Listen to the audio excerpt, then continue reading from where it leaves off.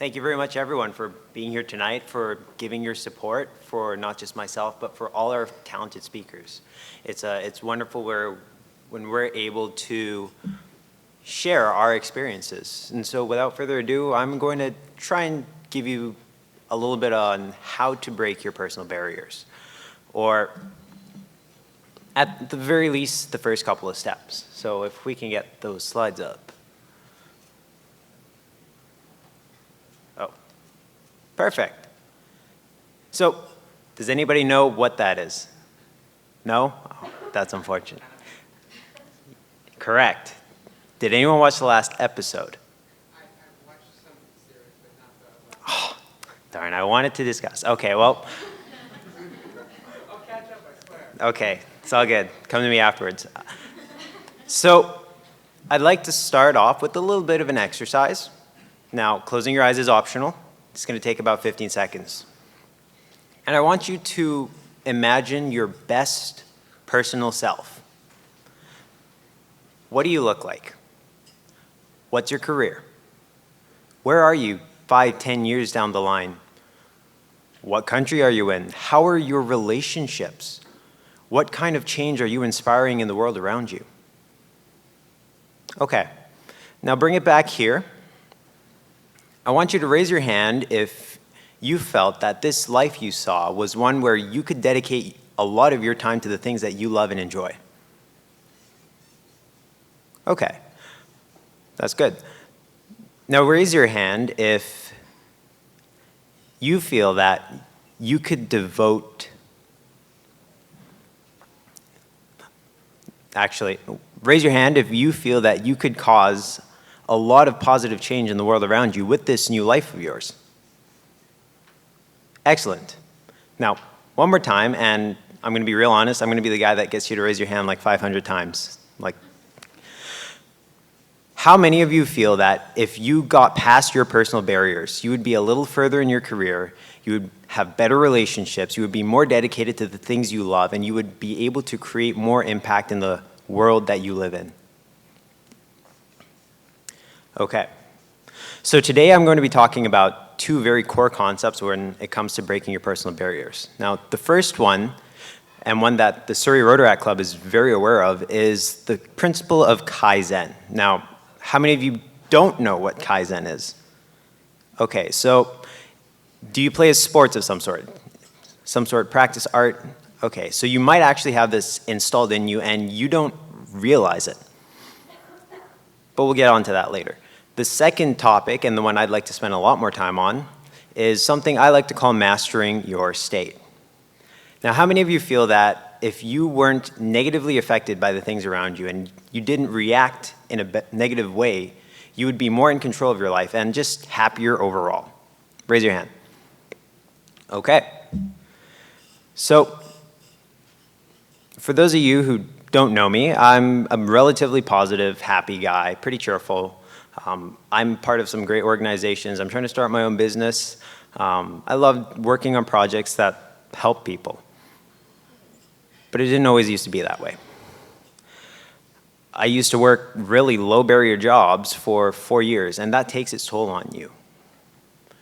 Retail is one of the worst jobs that you can have, not because of the people, but because of what it does to your mindset. It is one where you require a lot of resilience, and I didn't have too much. In fact, it drove me to the point of smoking my life away, because in that environment, it feels like there's nothing better. I got nothing else to live for. I'd rather die at the age of 40 because of heart disease than continue moving on. But then I was forced to realize that I don't control people. Like, I really don't have any control over Karen, who wants her $3.57 butter for like 10 cents cheaper because she's bringing in an ad that's maybe 10 months expired. I don't control that. I'm allowing these things to affect me. I'm permitting them into my lives. I'm letting them judge and define who I am. Like, how many of you are scrolling on Instagram, or you scroll through TikTok or something, or you watch the news and you just get riled up because you don't like what's going on? Raise your hand, please. Raise it high, yeah. Exactly. So how do you get out of that cycle? Well, it's not easy. To go from that to where I am standing right now, it takes a lot of work. And the core of all that was the Kaizen principle. Now, Kaizen is a business philosophy. I can't actually read that from here, but I don't like dictionary definitions anyways, a little too scientific. So I'm going to humanize it a little bit more. I like to see Kaizen as small improvements daily lead to large improvements over time. So what exactly does that mean? Well, let's say you're trying to build a skyscraper. It's not about building the whole thing in a day. Like, that's exhausting. It's about just laying one brick at a time, one day at a time. One brick, one day. That's it. Maybe 2 bricks one day. Who knows? Now, what does that look like in real life? I think sports superstar Tom Brady has a very good idea.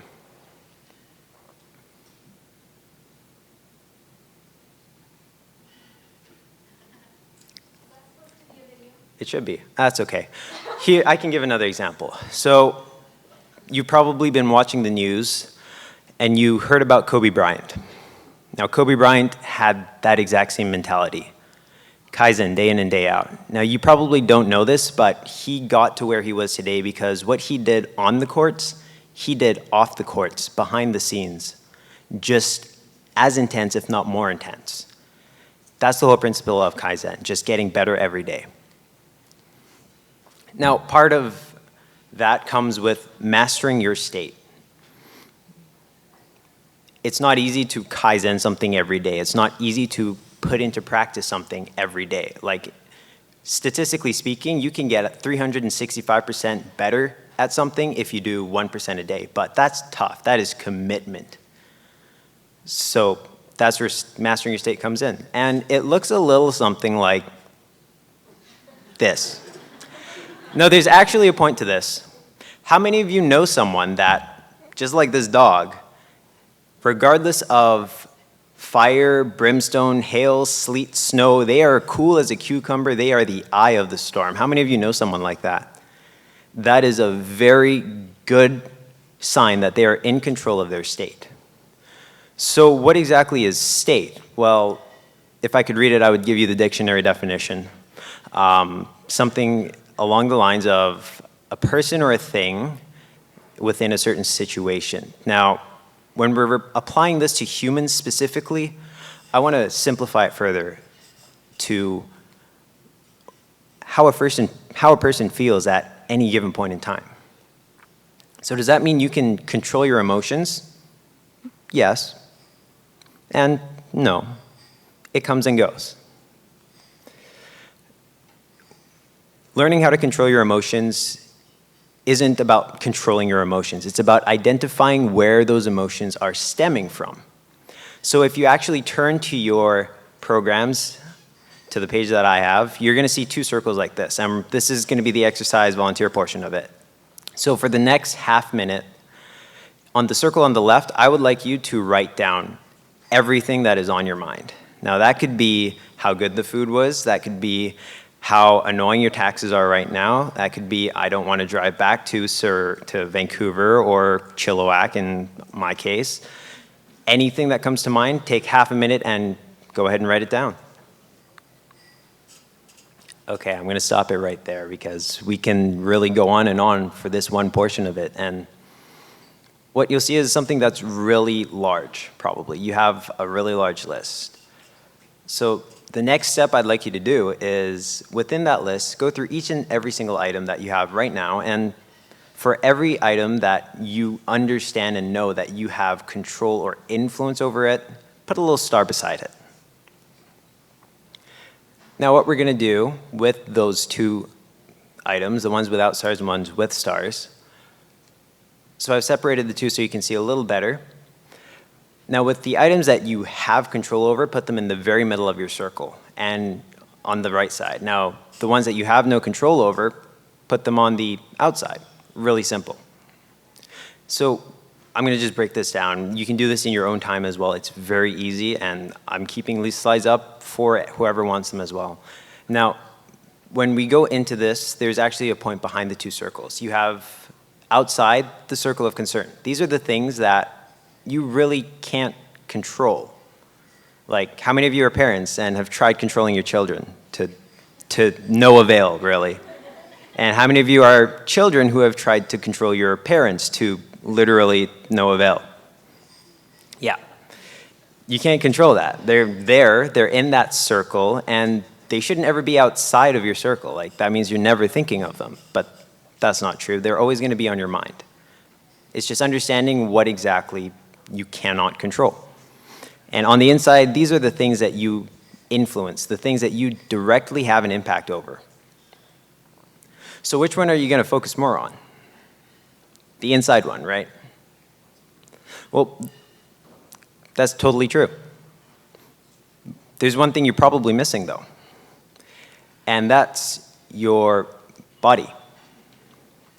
Now, I could go into lots of different scientific papers, but your body is connected to your mind. That is the truth of the matter.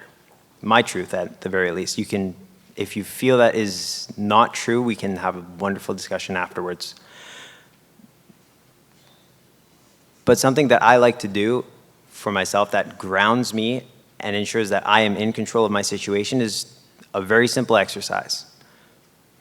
I invite you to join me if you want. So, all you do is you stand up, shoulder length, shoulder width apart. Yeah, go ahead and join if you want. It's totally optional. You do not have to if you do not want to. So stand up, shoulder width apart, bend your knees a little, hands out in front of you, and all you do is just... Now, how many of you actually did it? Beautiful. How did you feel? Did you feel good? Great? I felt great too. I also need my glasses to see.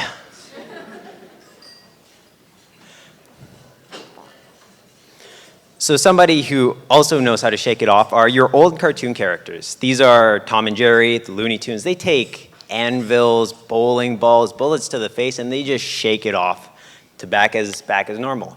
And that's all it is. It's about shaking off the externally inflicted changes and rooting yourself back into something that is much more natural for you. And that's why you feel good about it, because it's active as well. So, what have we covered so far? We've covered, I like to look at it as building a skyscraper, because why not? We've covered the Kaizen mindset, and that would be the foundation you build everything upon. And from there, we start building up the framing. How do we build it? We focus on the things we can control. That builds our frame up, our state control. And we do that by focusing specifically on the circles that we control. That's further building that up, and we wrap ourselves with the walls of our physical anchoring. Now, I didn't really go into the physical anchoring, but you probably have someone who says, oh, you should go for a run, it'll make you feel better. Oh, you should go swimming, it'll make you feel better. Oh, you should go skydiving, it'll make you feel better. I had one person actually that did that. But what they're getting at is this idea of physical anchoring. That's all it is. And here's the thing, it differs for everyone. It could be running, it could be swimming, it could be it's just a matter of trying and seeing what works best for you. I'm going to be really honest with you. I've been really nervous the entire night about this speech. I've practiced it day in, day out, and even now I'm still like, ah! What it was like building this speech was, well, it was about, I tried doing the same thing that I taught you guys to do. So looking at what was on my mind, well, there were things like, okay, am I going to get kicked off the stage? Are people going to like what I'm doing? Are they actually going to volunteer? Are they going to participate? Thank you very much for participating, by the way. Like, good, thank you very much. But like, these were all unknowns for me, really. And then I looked into it again. So what can I control? Well, I can't control those things, and that's quite a few things already. But what I can control is having a good message, debatable based on perspective, but I can try and control that, and I can control trying to give value. So it's been a while since I've done public speaking myself, and I don't think I've clarified quite a bit of what I can do. And I don't want to take any more time either. So what I've done is I've actually created something for you. Now, within your books again, I want you to turn back to the page. I told you a little bit about what my process was, and throughout this entire speech-making process, there was one thing that I wanted to do, and I wanted to commit to something. And for me, that was the commitment to giving value. Hopefully, I've done so. But now I want to flip the table, and I want to ask you to commit to something. It could be something in your circles of influence. It could be something that you know that you need to try and do. Maybe that's making your bed. Maybe it's helping your mom out more. Maybe it's something that I have no idea about. But I want you to commit to something for you. Not for me, not for because I tell you to, but because you want to for yourself. That is the first step of Kaizen, is making that commitment. And write that down. And once you have, that's a link. So that actually goes to my company's Facebook page, and just keyword RotorX. It'll send you a neat little PDF with a couple more tricks that I wasn't really able to put into this speech here. Hopefully, it helps you overcome your barriers. But if not, I'd love to hear about it first of all. I'd like to know what I can do better to help you get past your barriers, your personal barriers. But it's just a matter of trying and being relentless and Kaizening everything that you possibly can and committing to that better future you want. So go forth and be great, do great, because you have that potential, and I don't want to see that wasted like I used to waste it myself. You can do amazing things. I've been part of Rotaract for less than a year, and I've seen what it can do. Thank you very much, everyone, for just really inviting me into this community. And thank you very much for listening to me as well. Thank you.